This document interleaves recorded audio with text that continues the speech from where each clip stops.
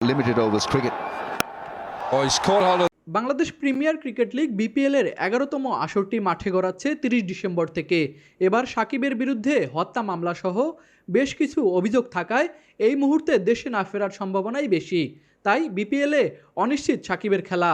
পাকিস্তানের franchise league পিএসএল-এর নাম দিয়েছেন এই অলরাউন্ডার ক্রিকেটার। বৃহস্পতিবার সন্ধ্যায় নিজেদের অফিসিয়াল ফেসবুক পেজে পিএসএল কর্তৃপক্ষ সাকিবকে নিয়ে ৫৯ সেকেন্ডের একটি ভিডিও পোস্ট করেছে।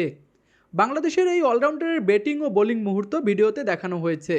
ক্যাপশনে দিয়েছে বাংলাদেশের তারকা অলরাউন্ডার সাকিব আল হাসান আনুষ্ঠানিকভাবে পিএসএল ড্রাফটে নাম লিখিয়েছেন।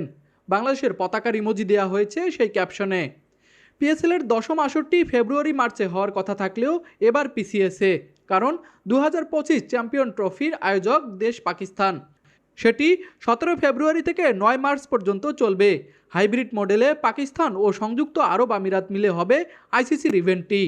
এবার ২০২৫ আইপিএল আসরটি ১৪ মার্চ থেকে চলবে ২৫ মে পর্যন্ত। তাই আইপিএলের সময়ই হবে পিএসএলের এবারের আসর। ২০২৫ পিএসএলের ড্রাফট হবে ১১ই জানুয়ারি, আর সেখানেই দল পেলে পিএসএল খেলতে দেখা যাবে সাকিব আল হাসানকে। Oh, it was a great effort. Tushar Acharya, sports desk, RCTV.